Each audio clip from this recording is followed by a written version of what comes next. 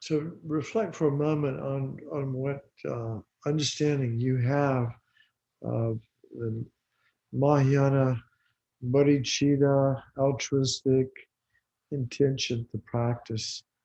Um,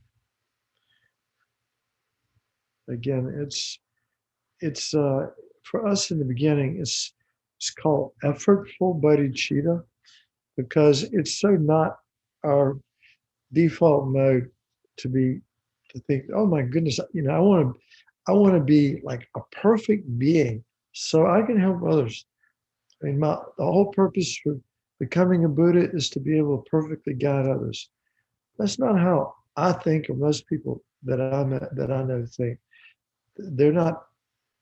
Most of us are very self-centered, but this is completely opposite of that. So, based on genuine loving compassion, which is something that we have to work on cultivating, we make this sort of amazing decision that I'm going to become enlightened in order to be the perfect guide um, for others. And I'm going to guide them from whatever state of misery and confusion they're in now to supreme enlightenment. And to do that, I know I've got to get there first. I've got to go first. So that is what my life. That's as Lama Zopa says. That's the purpose of life. That is the purpose of life.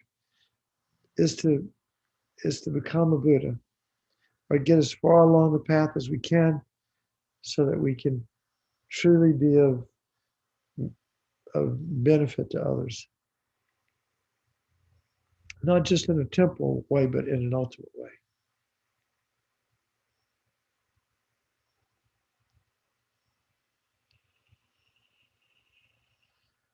Okay, so we can relax your concentration. Um,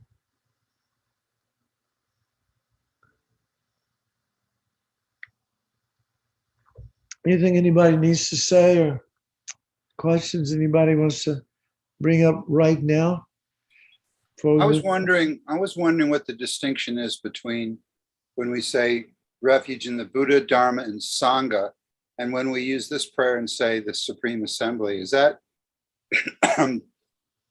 distinguishing the human realm from the celestial realms? The Supreme Assembly, you mean in the refuge prayer? Yes. Yeah. Well, the Supreme Assembly basically they're the Sangha, they're the Arya Sangha, but they're also the Buddhas. I don't know if you've ever seen. There's a picture at the center called the Refuge Field. Okay, and it's all of these Buddhas and Bodhisattvas literally on a tree. That's generally what I think of as a Supreme Assembly, with all the with all the great like Chenrezig and Manjushri and Lama Tsongkhapa and so on like that. There's a refuge tree specifically for the Galupa tradition. And that's what I think of as a Supreme Assembly. It's all good. Whatever it is, Supreme Assembly is all good. Thank you. Yeah. Any other questions?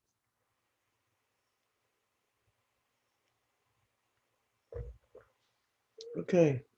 So so the so I want to say a few things tonight, and some of it's going to be repetition. And I don't see a problem with repetition, because there are some things in this class that I think are really important, and so I want to go over them almost almost every class. But tonight I want to talk a little bit about just where we stand in terms of being human beings. Most of us would say, if you said, well, what's creating my world? I mean, where do things come from? It seems like there are at least three options and maybe many more, but there's one of them is everything's random, right? And I think most people in our culture, maybe most people in the world, um, people that don't have a really strong faith in something would say most things just happen randomly. You agree with that? Some people would say God, like the supreme being, who's like, like a puppeteer pulling the strings, you know, and we're just little puppets, and this omnipotent, omniscient, omnipresent, um, Benevolent. omni everything. God has this amazing power. Some people would say that God is the creator. Um, what do you think Buddhism thinks is the creator? We are our own mind. Yeah, and I heard there was a. I love this Buddhist monk that I met in Thailand many years ago. His name was Ajahn Buddhadasa. I don't know if you ever heard of him, Buddhadasa Bhikkhu, but he was really considered to be a saint, and in Thailand. And so, I remember the first time I met him, I thought he was just one of the workers there. I was asking him for some directions, and I looked into his eyes and I thought, wow, who is this person?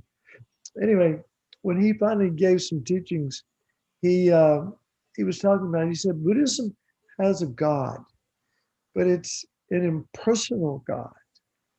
We think most people think of God as personal relationship with God, but he said it's the laws of nature. He said if you do this, you get that. If you do that, you get something else. So we come back to karma, don't we? The creative force from a Buddhist worldview is one's own karma, which is created by fundamentally our mind, but we say body, speech, and mind. Okay. So the creative force for our world is our karma. Now, what is this is something that you don't read, this not in any of the readings or things like that, but I love this explanation, and I'd like to be challenged on it too, if you want to. But anyway, what do you think the mechanism of karma? How does that work? How does karma create our world? Well, in the readings, it said that really there's no way to know. We just have to accept it as one of Buddha's teachings. Like there's three ways of knowing, or Right. so. But I don't know how the mechanism works. Anybody got any ideas? It has something to do with emptiness. Dependent arising. What do you mean by that? Everything exists, or nothing. Things only exist because of something preceding it. Something preceding it? Preceding it, yes. True. But how does that explain how karma basically? Because there's no, because everything has to have a cause. There's no beginning, Well, now we're touching going in circles. We're touching a lot of juicy stuff. So let me let's see. This is one explanation, and it's one way to define emptiness too, by the way. So again, all of you do most people know what we're talking about when we talk about emptiness? Just some kind of at least a pedestrian understanding. Nod your head if you got some sense about emptiness. Yeah. Okay. So how many times have you heard it said that, well, there's nothing out there that exists inherently, right? Can you see my little bottle of water here? Right. Right. So if this was inherently a bottle of water, then for example, I mean, everybody, all of us can agree it's a bottle of water. So from that perspective, you know, we're all on the same page. But a dog would come in and might see it as something to chew on. They might see it as a chew toy, you know, you know, everybody has a different perspective. So if there were any truly existent, inherent thing that exists independent of our mind, everybody would see it the same. I used the example last week of the red light, you know. When you're in a hurry and you come up to a red light, what do you see? It looks like your enemy, doesn't it? You get anxious, you get angry, you get upset. All of a sudden, your mind projects bad on the red light. Okay. Then, like, if you want to read a text message and you go, oh, good, it's a red light. I got a couple of minutes here to read it. You know, now your perception of this red light is completely different. So the red light is not inherently good or bad from its own side, correct? Correct. It depends on what? Our perception. Our mind labeling it. Yeah. Where did the perception come from? Our mind. Yeah, our mind, but also what? Former moments of mine. Yeah, from the previous moment. Yeah, previous moments of mine. So for me to see that light as my enemy is the ripening of some former karmic imprint that ripened at that moment that forced me to see the light in a certain way. Correct? Yeah. It's like a frame. You can think of karma as we think of it as seeds ripening, but also you can think of it if you're talking about visual consciousness, like a frame. Like right this minute, billions of karmic seeds are ripening in little frames that are forcing you to have the experience of being on your computer, listening to me, you know, being part of this class on karma. And constantly our karma is ripening like that to because there's no existence out there independent of my mind labeling it. You know, you mentioned dependent arising. Everything arises or comes into existence in dependence upon causes and conditions. That's karma. Mm-hmm. It arises or it comes into existence in dependence upon its parts. Okay? Mm-hmm. Everything is made of parts. And everything arises or comes into existence in dependence upon a consciousness that labels it. Mm-hmm. And here's what's really cool about karma. We have, you cannot change. You can tell me all day long that, hey, this is a pencil. You know in your heart of hearts, this is not a pencil. You can call it anything you want to, but you know it's a bottle, right? This is a water bottle. Okay? So our karma forces us, our karma is our, Lama Zopa calls it our karmic projection. Our karma forces us to see the world a certain way. Now, if you want to see the world as being like paradise and like a really cool place and your life going well, how would you do that? Given that we have some responsibility, right? That's one of the key points in karma is that we are responsible. So if I want to see myself as being happy and you know, literally being in paradise. Let's go all the way, even Buddhahood. If I want to see myself as being, you know, incredibly happy and like in paradise, how would I get there? How would I create the karmic imprints that would Change your thinking. Pardon? Change your thinking. your thoughts. Change your thinking. Okay, but our thinking is also our karma. So what actions, I'm going somewhere with this, trust me. What actions of our body, speech, and mind are going to force us to see ourselves as happy?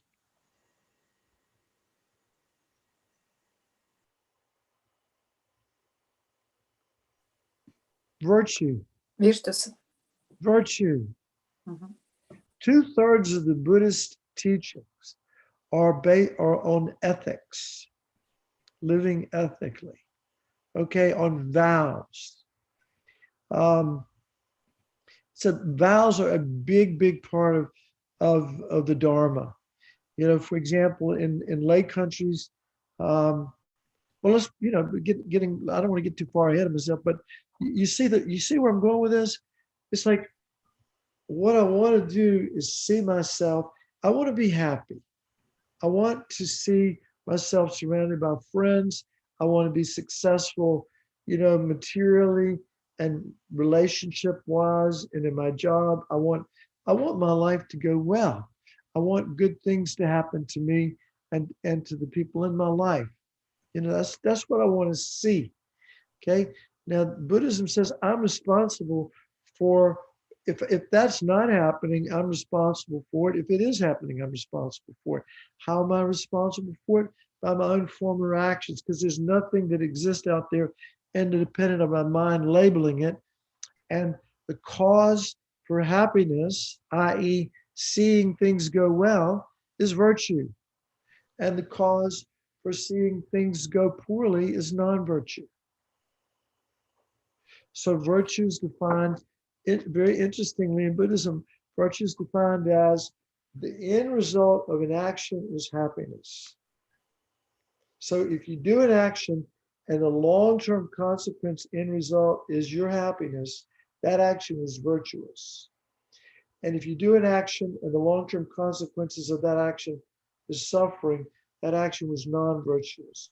We talked last week about in the moment of doing an action in body, speech, and mind, because we cannot see into future lifetimes, because karma can ripen in this life, in the next life, or in 100 million lifetimes from now.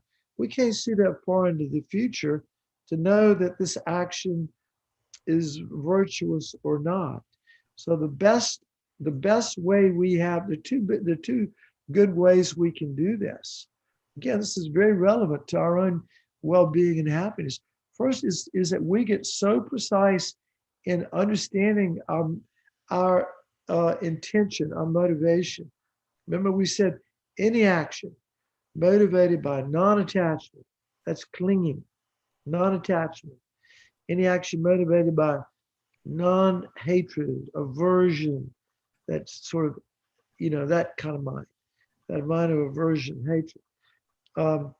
Any mind not motivated by ignorance, any action motivated by non-attachment, non-hatred, non-ignorance will always result in happiness. Any action motivated by greed, hatred, and ignorance will always result in suffering. So we get back to the self-cherishing attitude, right? We talked about that last week a lot. The self-cherishing, selfish mind.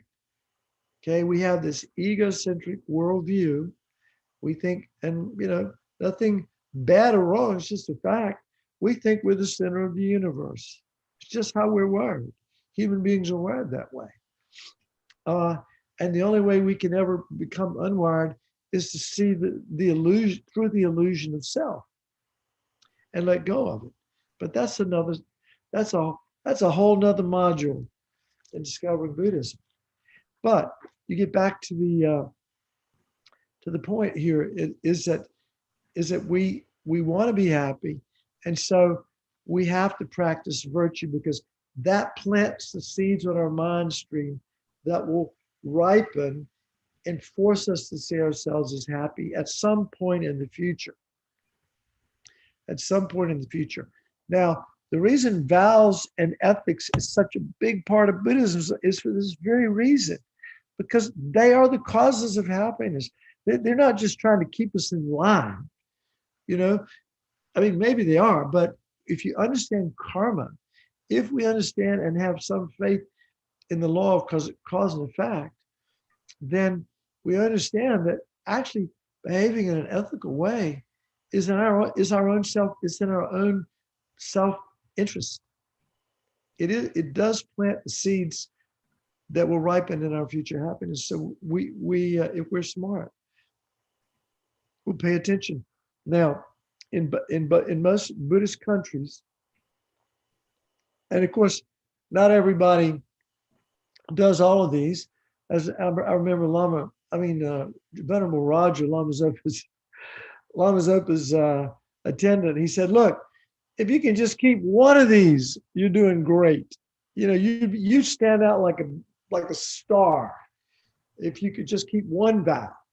But the 5 lay vows in Buddhist countries are, if I may get them wrong, so I'm trying to be careful not mess this up, but you don't kill, don't steal, don't commit adultery, don't lie, and don't get loaded. Killing, stealing, adultery, lying. No, yeah, killing, stealing, adultery, lying, and getting loaded, getting intoxicated, basically. Okay, so that's not. I mean, some of these are like no big deal. They sound like no big deal, but these are hard things to do, aren't they? I read something the other day where the average person lies at least 8 times a day. Because lying is a form of deception, isn't it? Exaggeration. My kids exaggerate something. I tell them, look, that's a lie. I learned that in Buddhism. You know, when you exaggerate something, or when you sort of tacitly agree to something that you really don't agree to, you're being deceptive. So we're talking about deception here when we're talking about lying. But anyway, so those are the 5 lay vows, okay? But but then the Buddha teaches us the 10 non-virtues, and he says, look, just as minimum, as a Buddhist, you should strive for at least these 10 things. There are 3 of body, 4 of speech, and 3 of mind, and they get heavier. So you can imagine, I mean, the karmic heaviness of these actions is the strongest is killing. So taking a life creates the heaviest negative karma, right? So the first of the non-virtues, to avoid killing, avoid stealing.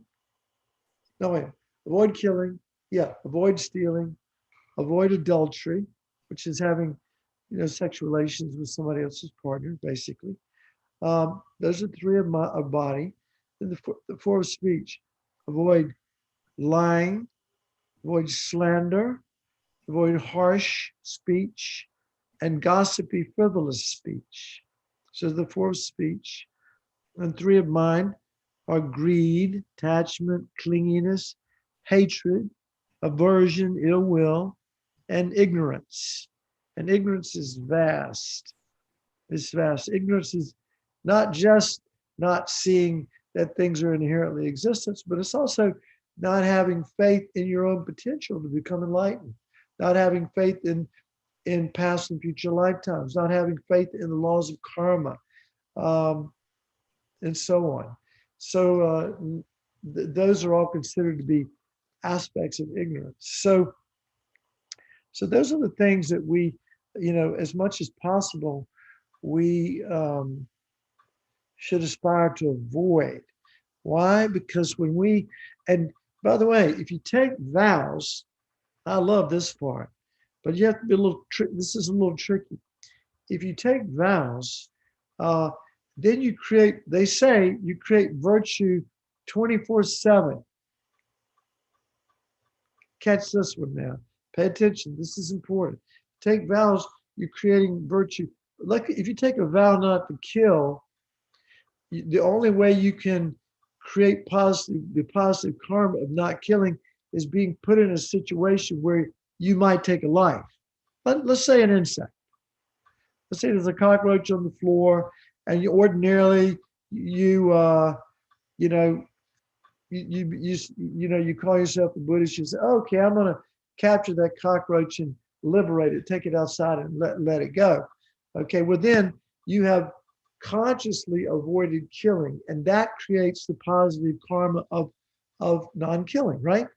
But if you take a vow not to kill, then they say, the teachers say that vows are so powerful in your mind stream that you're creating the positive karma of not killing, even when you're not confronted with a situation where you might take a life. Okay. And then the opposite of non-killing, which is non-killing, when avoiding killing is virtuous, no doubt. But actually saving lives is even another aspect of it. It's quite powerful. Creates the causes for us to be happy. Okay. Same thing with stealing. If we're in a situation where we could cheat or steal and we catch ourselves and we don't do it, that creates the positive karma of not stealing. Okay. If we have the vow not to steal, then we're getting in a positive karma 24/7. That's how powerful vows are in our mind stream. And then of course being generous, the opposite of stealing is sort of giving it away. Being generous is even more powerful.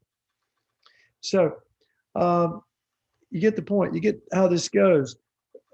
Sexual misconduct or adultery and so forth, and how damaging that is. And we're in a situation where we could, if we just kind of let ourselves go, behave in a way that would be harmful to ourselves and others. But no, we restrain ourselves, and going forward, we practice skillfully. We behave ourselves basically in life and make good choices in terms of relationships and how we are with other people.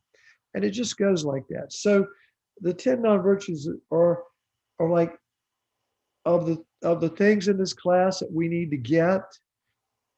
This is one of the top 3. This is number 2. Number 1 is what? What did I talk? What were the 4 laws of? What are the 4 laws of karma or characteristics of karma or things like that we talked about last week? Anybody want to? Let's see. Who's going to take number 1? Give me number 1 here. Definite. Oh. Okay. Tell us about number 1 and what your understanding of it is. Definite means that karma will ripen. Okay. Well, karma will ripen. So let's see. John, you raised your hand. What do you want to say about that?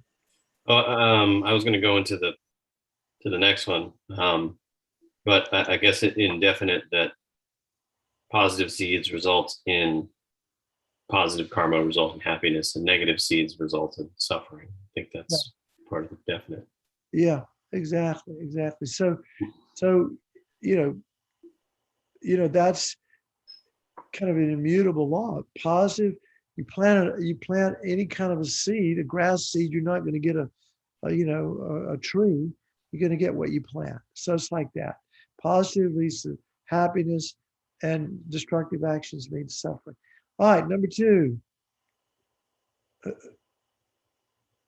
Anybody else want to take number 2? John, we don't want you to get all the good karma. Sue, did you want to raise your hand? Go ahead. I can do number 2, then John can go to number 3.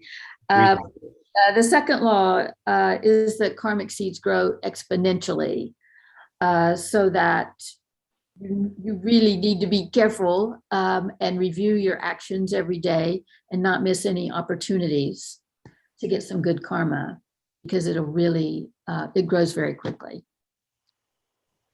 What is some other practical aspects about teaching too? That was one of them, actually, what you just said. It's a habit. It's kind of bad habits beget more bad habits, and good habits beget more good habits. Yeah. And also when we understand that that karma grows exponentially, it means like the tiniest little seed, the tiniest little seed. You know, maybe you have some example in your life where you said something that was a little bit snitty or nasty, but it ended up being like an atomic bomb of suffering that came on the end of that. Whereas a little tiny thing, and the longer we let it fester, the bigger the problem. So one of the and by the same token, somebody who understands this and is mindful to not even create one little tiny negative karmic action, because it's going to grow like crazy. But also never wants to miss the opportunity to plant a positive karmic seed, like a smile, something as simple as smiling at somebody or making an offering to a charity that you have some faith in, or, there's so many ways that we can plant positive karmic seeds, and not just by practicing Dharma, but in little actions that we do every single day. Yeah. So it's important that we understand that karma is growing exponentially, and that the longer, this is something that I really have taken to heart, and I have a lot of faith in karma, although I don't live my life that way a lot of the time. I'm sorry, but I'm working. I'm a work in progress. Okay, but it's like if I say something to somebody that I go, oh God, I did that. I want to clean it up so fast your head would spin. I want to go back and talk to that person immediately. I don't want to let it fester, because I know the karma is expanding. And the longer I wait, and I try to instill this in my children, but I haven't been very successful. But, it's like, go back and apologize now. Don't wait. Just don't wait too long. Go back and say you're sorry.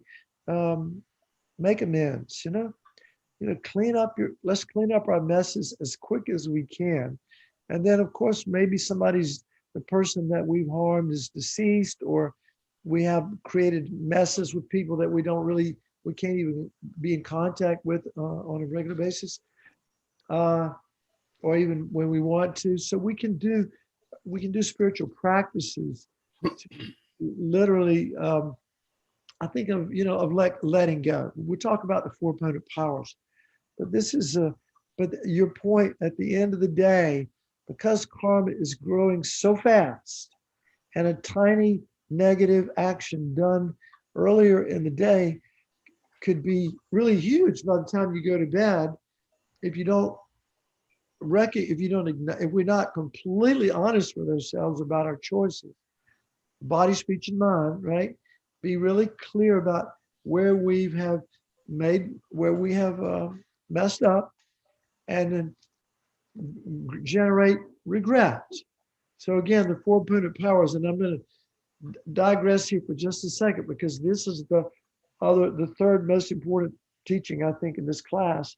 The first one of the four opponent powers, first one is called refuge. It's basically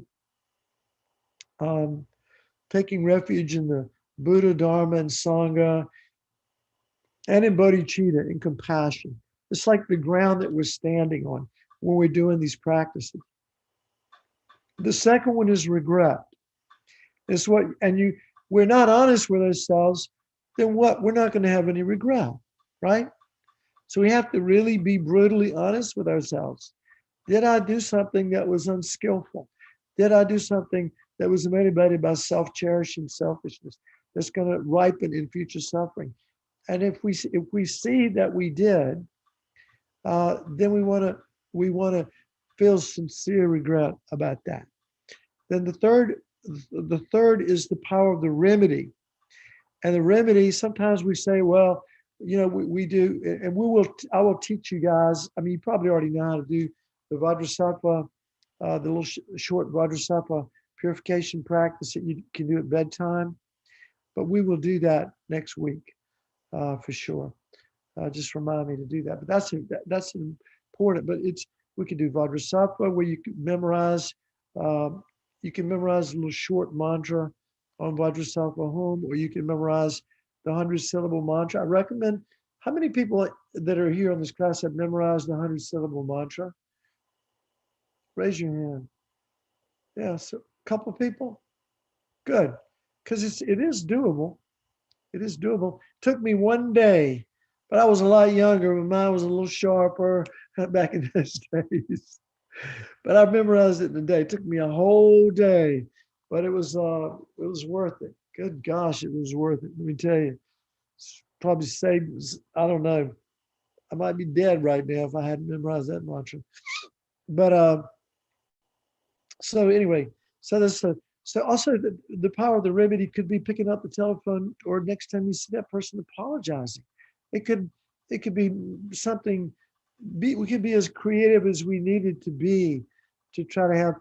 But it's a more it's a powerful gesture that really kind of embodies the sincerity of our regret.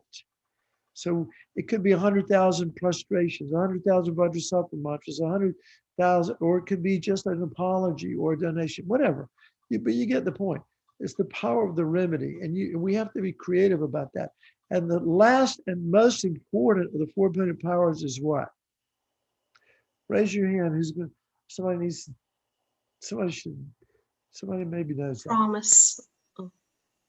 Action is never lost. Pardon? An action is never lost. What we do, we cannot lost. Oh, the rule of karma. I'm still talking about the 4-pointed powers. That's resolve. Yeah, the power of resolve, Yes. which is to make a resolve that you're not going to do it again, because somebody told me one time, a psychologist told me that, for example, and they were describing pedophiles.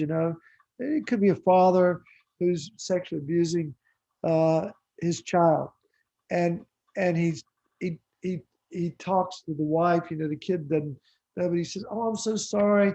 I'm so sorry.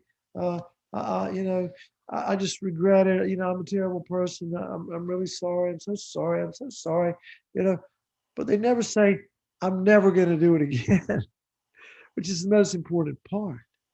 And so just apologizing over and over and over again is the psychologists call this the cycle of abuse. Just apologizing is not enough. It has to come with some resolve that you're not going to do that for some period of time. For example, if you have a resolution that you're never going to get angry again, well, you're going to break that one, right? But you could have a resolution that, well, I'm not going to get angry for 1 minute. Something you can keep, a promise that you can keep. Or it might be an hour, or it might even be a day. You're going to promise that you're not going to get upset or angry for a day. Or here's a cop out, the one I like the best, is I'm going to do my best to not get angry. Which is true, but it's actually much more powerful to give it a finite period of time. I have, I think people in AA, they have this saying that I think is very cool. I think it's a saying that they have. It's like, take it one day at a time. I think that's very powerful. Is that if we can just take, whatever, and we all have our, each of us has sort of one delusion that's our predominant one.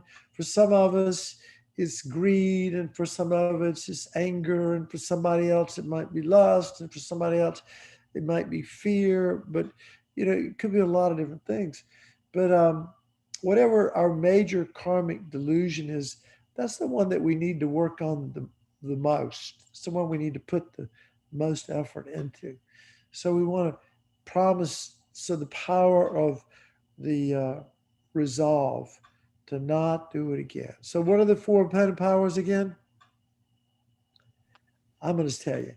Refuge is the first. Regret is the second. The three R's. Remedy is the third. And resolve is the fourth. So we're done with the course. That's it. That's all the juicy stuff. But now we have to fill in that's like the rough sketch. We just outlined this whole thing of karma. But, in the beginning, we did talk about, well, there was a guy that came, a teacher that came in 25 or 6 years ago. And he gave a teaching on the marriage of karma and emptiness. And he basically told the class was about what I said earlier on. And so, how karma and emptiness are intertwined.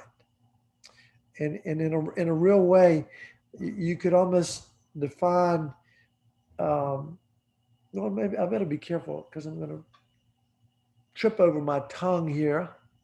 But I mean, it's like,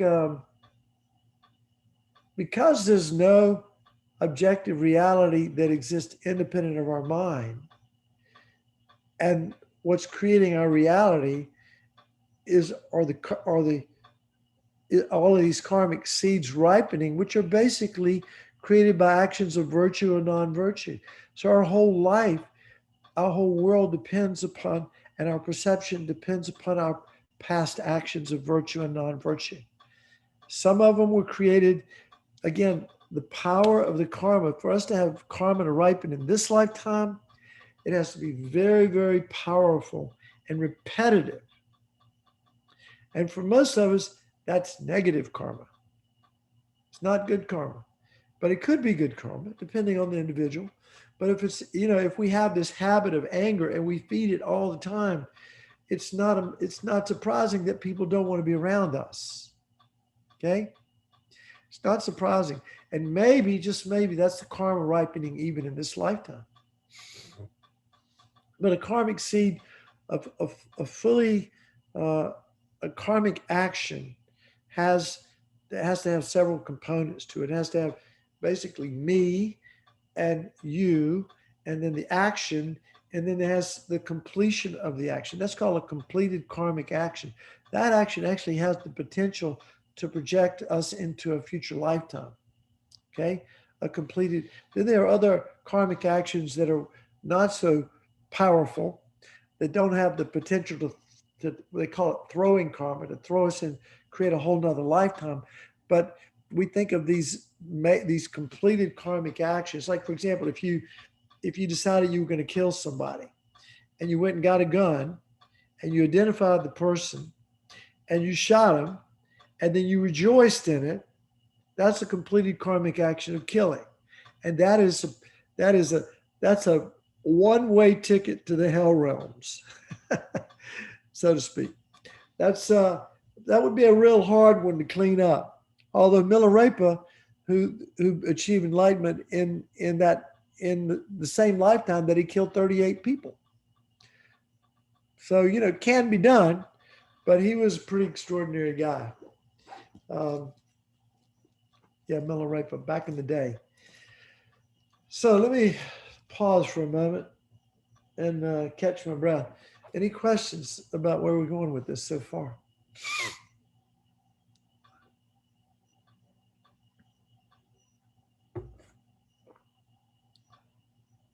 All right, so let's go ahead. So what's the third? So we're talking about the first law of karma is positive actions lead to happiness, and negative actions lead to suffering. And then the second law is that karma is expandable. It's like grows exponentially. From the moment that tiny seed's planted, a little acorn becomes a, 1,000, ton, 3-ton, 10-ton oak tree. Just a little seed creates a big oak tree. Same thing with karma. All right, and then what's the third law? Who wants to go with that? Go for that. This one's real juicy. Not victimless. You can't experience the effects of karma without having created the cause. Exactly. That's one of my favorites. Yeah. So, we in Buddhism, they there's another way that they say this, which is so convoluted. I can't even remember it now, but it's but I like it. I like it stated that way, that you cannot experience a result without creating the cause. So we are ultimately responsible. So everything this is a hard one though, because most of us want to be victims. That's our kind of default mode. How dare they do this to me? I don't deserve to be treated this way. I'm a nice person. I didn't do anything to him. And he came in and shot me, and he doesn't even know me. How could that possibly, you know, how could that have happened? I didn't do anything to him in this lifetime. But we don't know what we did in past lifetimes, do we? I mean, we have no clue. According, this is going to blow your mind what I'm going to say, but I'm going to say it anyway. One teacher said, it's impossible to be truly virtuous if you don't believe in past and future lifetimes. What do you think that means? And first of all, understanding karma, all of it happening in this lifetime doesn't quite fit, does it? That doesn't make a lot of sense either. If it just happened in this lifetime, because how do you explain, for example, babies being aborted, babies being born with all kinds of physical defects, mental defects, you name it. And then all the random stuff, so seemingly random stuff that's not so good that happens to us in our lifetime that we don't seem to be connected to in any way. I mean, the day you went to work at the World Trade Center in 2001 on 9/11, what did you do to deserve to get blown up? A couple of jets flying into the building. You can't figure that one out. But according to Buddhism, according to John, John, what was the cause of that?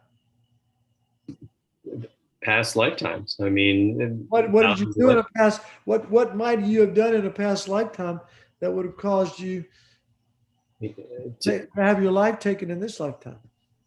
I imagine it would be towards the top of the list of your 10 non-virtuous actions, killing. Yeah. You're killing other people, and then you'll experience the results. Yeah. And it might not even be people. It could, because karma is expandable, it could be even an animal or something smaller.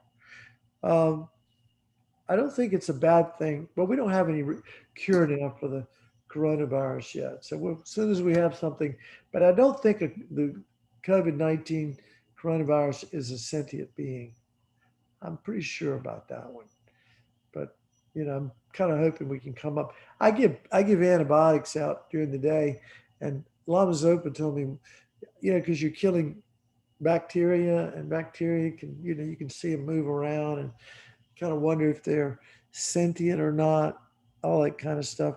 Don't overthink this, by the way, like I'm doing right now.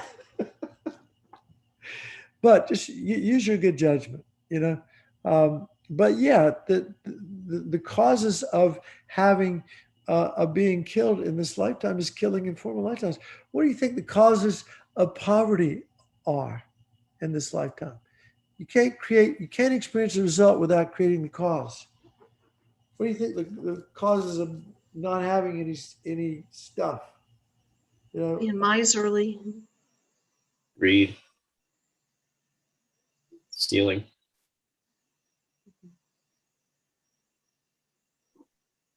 You're muted, Don. We can't hear you. Muted. We can't hear you. You are muted. Unmute. Okay. Can you hear me now? Yep. Okay. So Kelly has a question, Don, whenever you're done and have a minute. Her hand's up. oh, okay. Gosh, I It didn't is, see I'm it. sorry. All right, go for it, Kelly. I think you should finish what you're talking about first. Okay. So this is this is a hard one, because this is actually telling, this particular teaching is saying that we are responsible for everything that happens to us in our lives, be it good or bad. Um, and also, everybody else is responsible for their experience, be it good or bad. But that doesn't give us the license to say, well, that's just her karma, or she's suffering, and ignore people because of that. That's not what this is saying. This is not saying that at all. This is actually incredibly powerful teaching that says that we can literally shape our lives, our future, because because everything is empty, and because we can make good choices and create the karma for future happiness, that we can literally shape our lives and our future to be happy by the choices that we make now, moment to moment to moment, from now until we to the end of this life and into the next life, and so on and so on. So yeah, we cannot experience the result without creating the cause. That's talking about accountability, responsibility, um, not being a victim.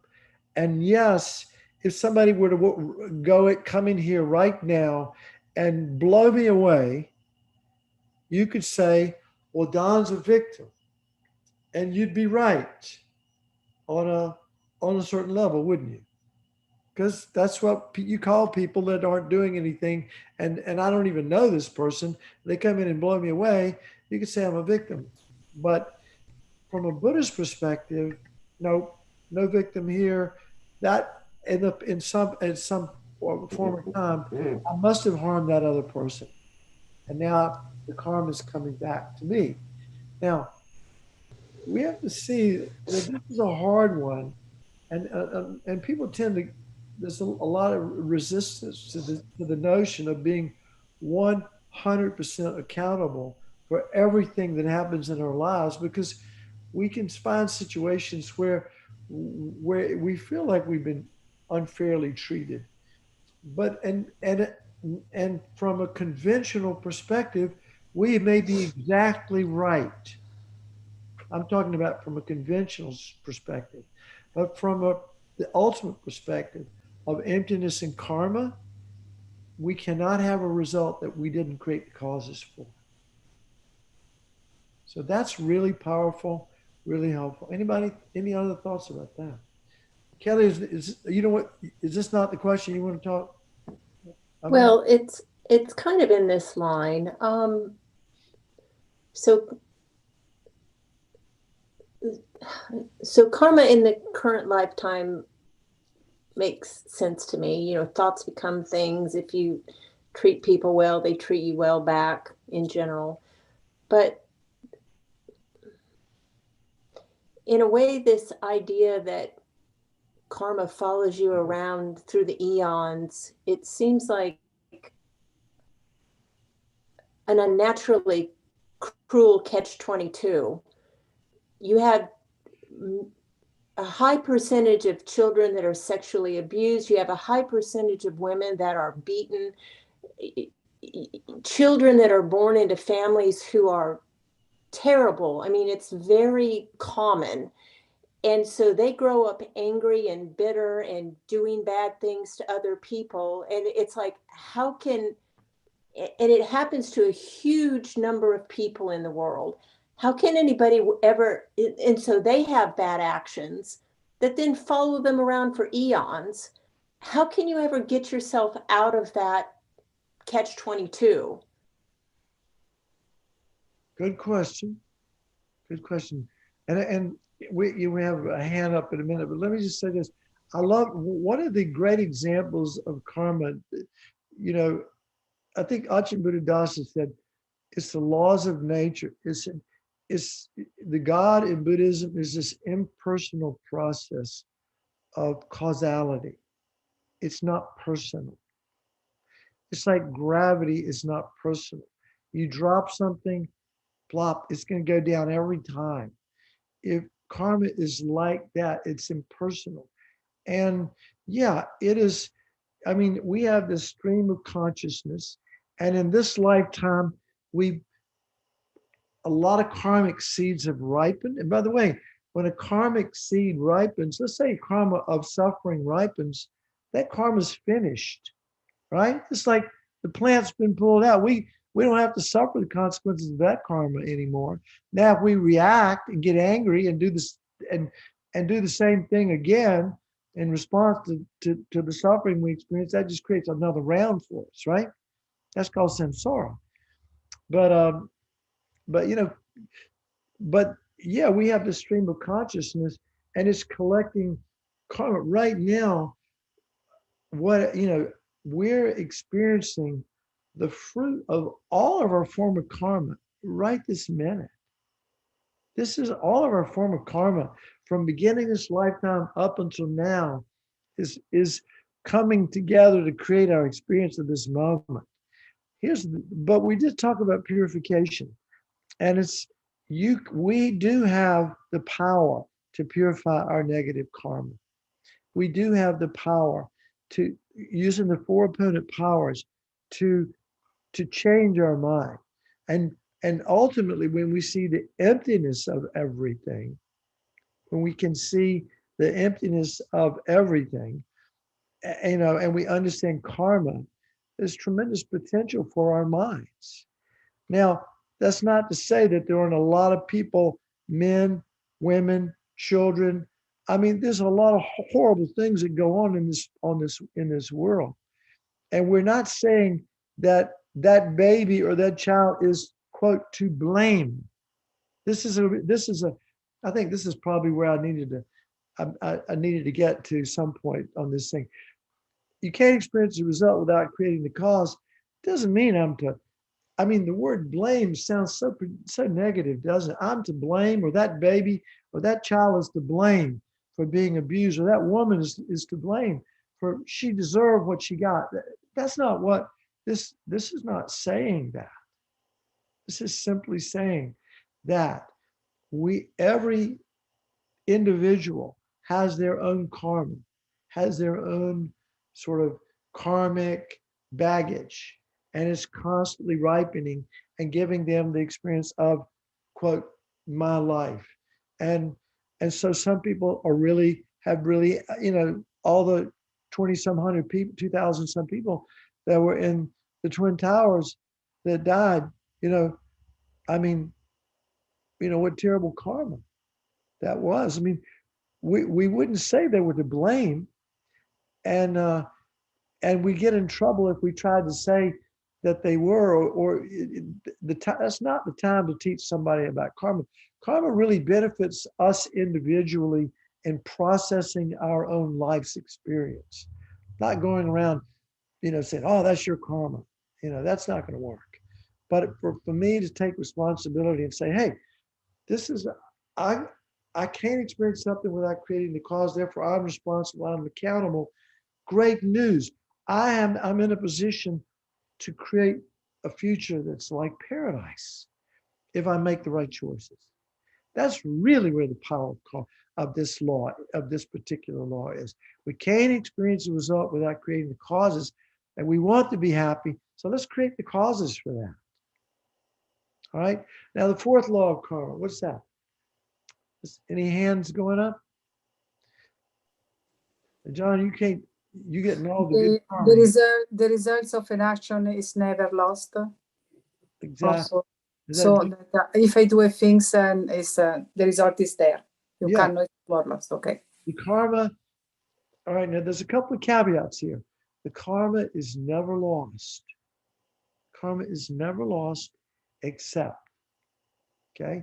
But if you plant a positive seed of karma, if you plant a seed of positive action, okay, you know, we know it eventually will ripen. It will ripen into happiness.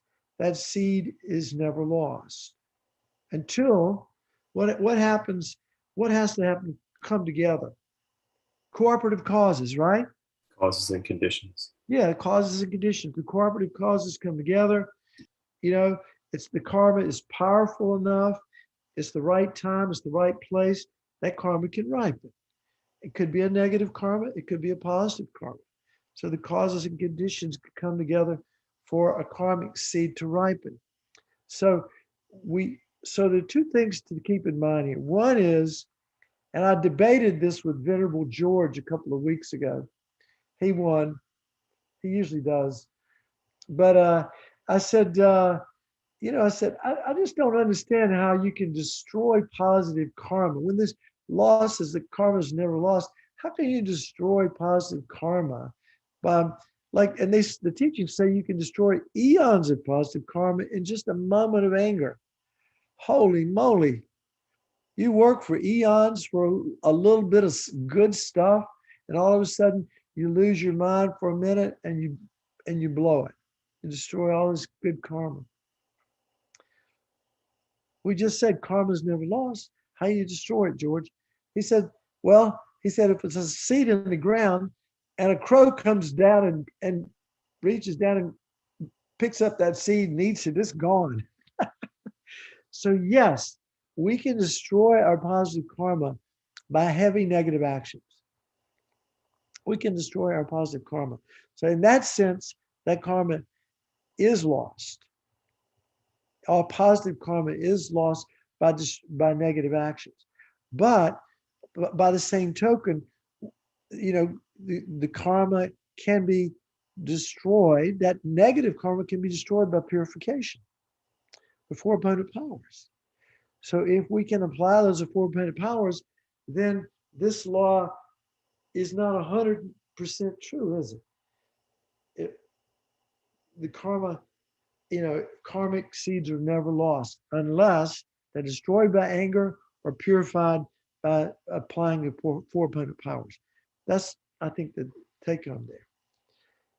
That makes sense?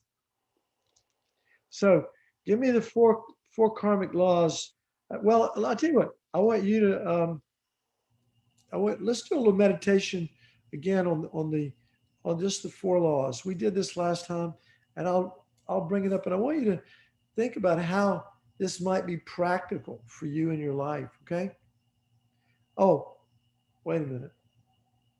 Got to back up a second. I didn't answer one question I posed.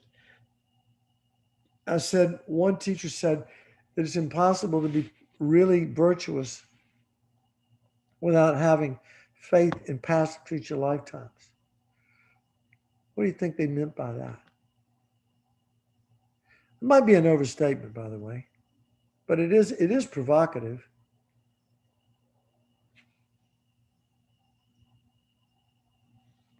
Could you say that again, Don?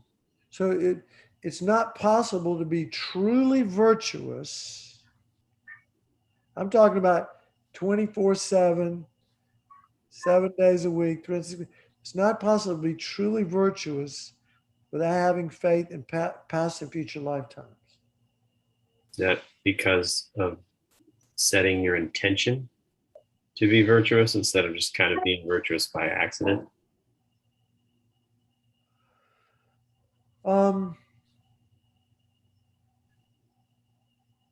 That's my my guess. That's not talking about past and future lifetimes. Well, I think maybe. Well, I think that if you've got future lifetime, you've got consequences in your path. So that would lead you. So it's almost like forcing you to think of virtue and the consequences. Yeah. See, I don't totally agree with that statement, but I do agree with this, that if I really believed that in the snap and the time it takes to, or finger snap, they say the Buddhists say there's 60 mind moments in a finger snap. Okay, so we're creating karma nonstop all the time, and it's going to ripen in if it's virtuous, it's going to ripen in happiness, and if it's non-virtuous, it's going to ripen in suffering. And so if we truly believe, because right up to the time you die, you're not going to be able to experience the fruit of any virtuous action that you perform 1 second before you die. in this lifetime, right? But you can in a future lifetime. So every moment of life is so precious. Every moment.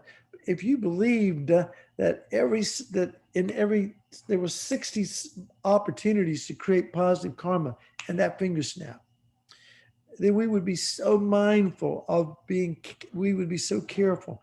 This is what I got from it. That even if I don't see the results in this lifetime, I'll see them in at some point in the future.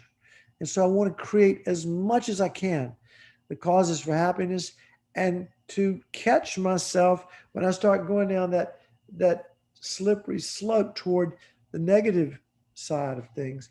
I catch myself and don't go there. The 24, so that's how I take it, is that if we really believe in past and future lifetimes, first of all, karma, doesn't make a lot of sense unless it's past lifetimes, right? Because otherwise you can't explain a lot of things that happen early in life that are so damaging, good or bad. Why are some people born into very opportune situations and some people born in a nasty place and bad family and all this kind of stuff? So this is Buddhist, whether you buy it or not, this is the Buddhist reason for everything. This is why we have what we have and why we're going to get what we get is causing the laws of nature, basically. Kind of a very interesting thing to think about. And like I said last time, if we can begin to start thinking, even in just think about karma in this lifetime. Let's just even pretend like it's just this lifetime. Tomorrow, if we're kinder to the people at work, I bet it won't be long before we have more friends. And if we're mean to people at work, it won't be long before we have more enemies. So, and if we're generous, and a lot of people have experienced when they become more generous or when they practice in accordance with the laws of karma, they see the results in this lifetime. So it's kind of cool. So I think that motivates me more than future lifetimes, frankly. I would like to believe that I live my life for the future lifetime, and I do in a way, but I really want it now. I'd like to have good things happen to me and my family now, but I need to do it with the right motivation, don't I? Otherwise, that's not Dharma at all. That's called the worldly Dharma. Not good. Okay, let's do like a digestion meditation, which means we're going to sit for 4 minutes and then we'll do the dedication. Karen, can you put those up in a minute? We'll just take 3 or 4 minutes just to let all this conversation that we've had, which I think these are like the juiciest topics in all of Buddhism. So, so cool that we had a chance to talk about them and think about them. So let's contemplate these, at least the 4 points, if you can remember those.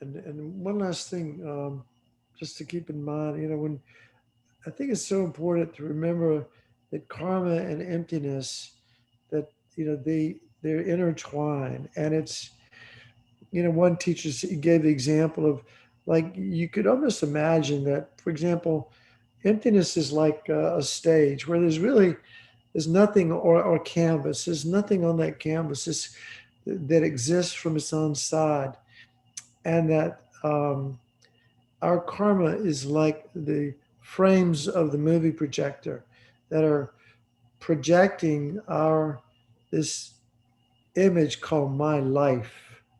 Okay, and so everything is empty of inherent existence, of existing from its own side, and our karma forces us. Really, we have it is literally ripening. We don't have any control. We have control over the cooperative causes, but we don't have any control over the karma that's ripening, is forcing us to have this experience of my life. It is ripening according to the laws of karma. So that's kind of a cool way to think about it. It's like there's this canvas, and the karma is like the frames of a movie projecting my life. And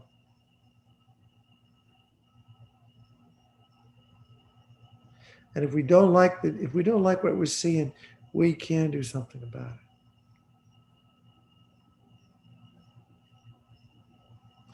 Okay, let's do the dedication verses. Karen, can you throw up the Shanti Deva's dedication? Thank you. Okay, so can you make them a little bigger? Yeah, that's good. That's good. Yeah. Okay. Thank you. All right. May all beings everywhere, plagued by sufferings of body and mind, obtain an ocean of happiness enjoyed by virtue of my merits. May no living creature suffer, commit evil, or ever fall ill. May no one be afraid or belittled with the mind weighed down by depression. May the blind see forms and the deaf hear sounds. May those whose bodies are worn with toil be restored on finding repose. May the naked find clothing, the hungry find food. May the thirsty find water and delicious drinks. May the poor find wealth, those weak with sorrow find joy. May the forlorn find hope, constant happiness, and prosperity. May there be timely rains and bountiful harvest. May all medicines be effective and wholesome prayers bear fruit. May all who are sick and ill quickly be free from their ailments. Whatever diseases there are in the world, may these never occur again. May the frightened cease to be afraid, and may those bound be free. May the powerless find power, and may people think of benefiting each other. For as long as space remains, for as long as sentient beings remain, until then may I too remain to dispel the miseries of the world. Amen. And may our precious gurus have long and productive lives. Okay, well, thank you, everyone. The homework basically revolves around those 4 laws, but and let's try to be mindful of those this week. And if you know how to do the Vajrasattva purification practice, good to do that before you go to sleep at night. Have a good week, and I'll see you next time. Bye-bye. Don, thanks so much. The homework's not posted yet, but keep checking because I'm sure Donna will be posting it soon. Okay. All right. Thank you. Thank you, you. Dawn. Appreciate it. Bye. Thank you. I enjoyed it.